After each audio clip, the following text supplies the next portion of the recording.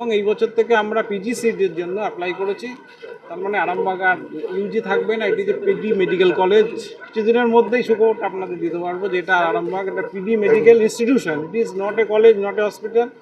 এখন থেকে আমরা এটাকে প্রতিষ্ঠান বলি, শিক্ষা প্রতিষ্ঠান। জলজটের পর এবার যানজট সমস্যার সমাধানের উদ্যোগ। নতুন প্রবেশদ্বার পেতে চলেছে মেডিকেল কলেজ। দীর্ঘদিন ধরে মেডিকেল কলেজ হাসপাতালে বিভিন্ন কারণে খবরের শিরোনামে থেকেছে।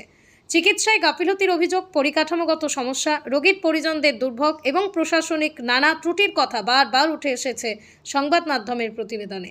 তবে সাম্প্রতিক সময়ে কিছু ইতিবাচক পদক্ষেপও নজর কেড়েছে।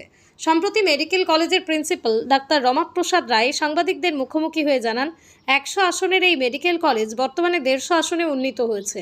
একই সঙ্গে তিনি বলেন, একটি প্রতিষ্ঠানকে এগিয়ে নিয়ে যেতে হলে শুধুমাত্র সমালোচনা নয়, গঠনমূলক পরামর্শ এবং ইতিবাচক দিকগুলোকেও গুরুত্ব দেওয়া প্রয়োজন। কিছুদিন আগেই খবর আরামবাগের সম্পাদক Sheikh Naushad Hossain vice principal doctor Indra দত্তের সঙ্গে সাক্ষাৎ করে বর্ষার সময় মেডিকেল কলেজের এন্ট্রি গেটে হাঁটু সমান জল জমে সাধারণ মানুষের রোগীদের যে চরম দুর্ভোগে পোহাতে হয় সেই বিষয়টি তুলে ধরেন। প্রশাসনের পক্ষ থেকেও সমস্যাটি স্বীকার করা হয় এবং অল্প সময়ের মধ্যেই রাস্তা সংস্কার করে জল নিষ্কাশনের ব্যবস্থা করা হয়। এর পাশাপাশি দীর্ঘদিন ধরেই হাসপাতালের সামনে তীব্র যানজটের সমস্যাও সাধারণ মানুষের ভোগান্তির অন্যতম কারণ ছিল।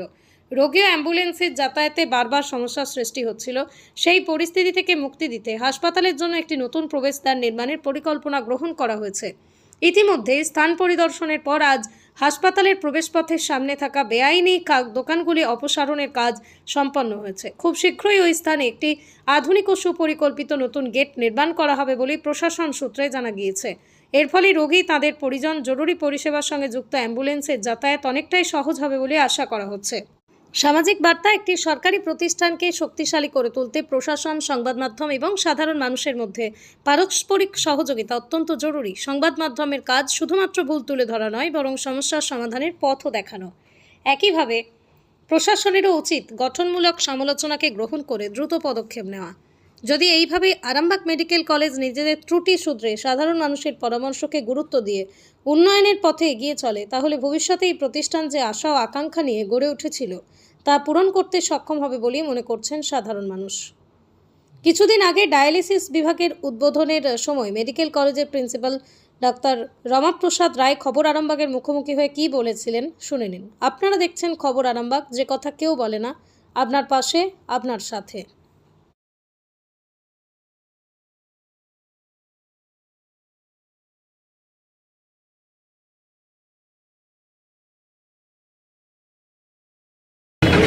রাস্তা দিয়ে সোজা এমার্জেন্সি গেটে পেশেন্টকে নিয়ে যাওয়ার জন্য কোনো গেট থাকেনি বা রাস্তা থাকেনি।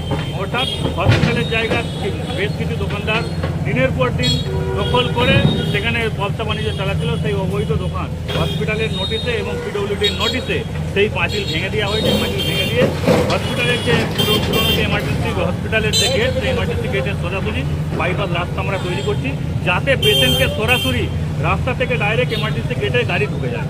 গাড়ি প্রবেশের জন্য এই রাস্তা গেট প্রয়োজন আছে। মানুষের এবং পেশেন্টের এই গেট না থাকার জন্য দীর্ঘদিনের প্রচুর সমস্যা হয়েছিল, কারণ আরামবাগ মেডিকেল কলেজে একটাই গেট। অর্থাৎ সেই গেটে গাড়ির চাপাচাপির জন্য, টোটো সাধারণ নিত্য পেশেন্টের চাপাচাপির জন্য অসুবিধা হতো।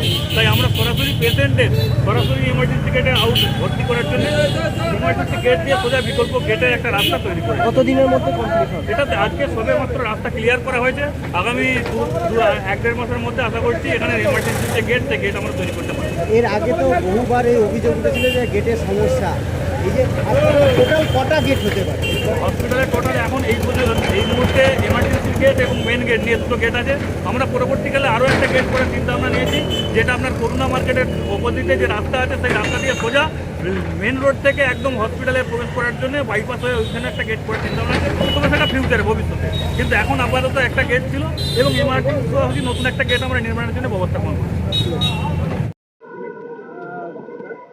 শয্যা, আধুনিক শয্যা এবং আধুনিক মেশিন, এবং যেটা একদম 2026-এ যে টেকনোলজি, সেই মেশিনযুক্ত ডায়ালিসিস ইউনিট আমরা আজ থেকেই শুরু করি। বেড কি বাড়বে আগামী দিনে আমরা এটাকে ডাবল বেড, মানে 10টা থেকে 20টা, সেটা আমাদের প্রপোজালে থাকবে।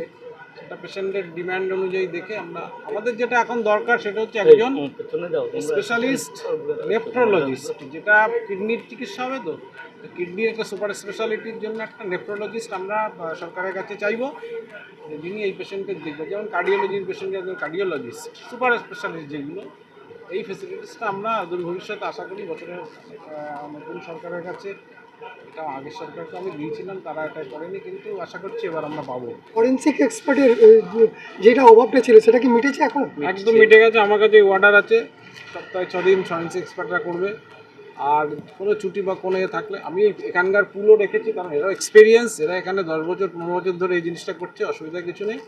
কোনো রকম প্রবলেমের অসুবিধা হলে, যেমন ম্যাজিস্ট্রেট ইনকোয়ারি বা আরও বড় কিছু হলে তাদেরকে খবর দেওয়া হবে, তারা সঙ্গে সঙ্গে চলে আসবে।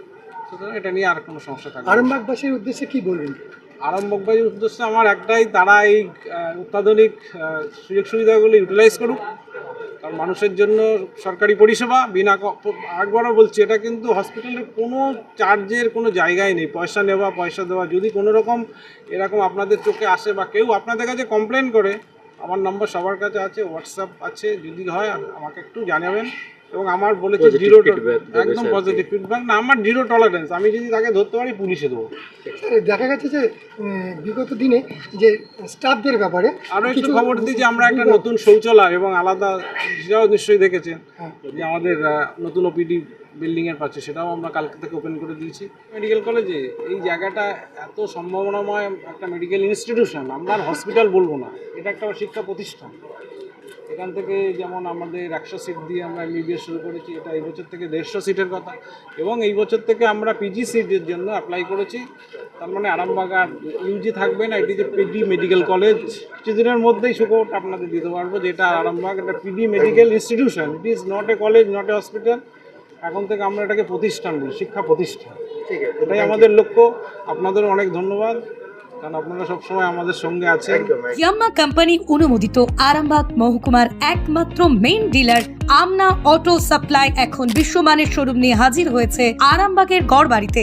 বাইক ও স্কুটারের লেটেস্ট কালেকশন ন্যায্য মূল্যে পেয়ে যাবেন আমাদের এখানে। অত্যাধুনিক মেশিন, কম্পিউটারের সাহায্যে গাড়ির সমস্ত ফল্ট চিহ্নিত করা এবং কোম্পানি ট্রেনিং প্রাপ্ত মেকানিক দ্বারা গাড়ির সার্ভিসিং করার সুব্যবস্থা রয়েছে। একই ছাদের তলায় রয়েছে ইয়াম্মা কোম্পানির অরিজিনাল স্পেয়ার পার্টস এর বিরাট কালেকশন। এখানেই শেষ নয়, ইয়াম্মা কোম্পানির unbreakable helmet, riding jackets, gloves, টি শার্টেরও বিরাট কালেকশন রয়েছে। তাই বাইক মানি হলো জাপানি ইয়াম্মা, আর ইয়াম্মা মানি হলো আমনা অটো সাপ্লাই। 35 বছর ধরে আপনাদের জীবন পথের সঙ্গী। আমাদের ঠিকানা গড়বাড়ি, আরামবাগ, হুগলি। যোগাযোগ নাম্বার 9083247009 অথবা যোগাযোগ করুন 9083247007।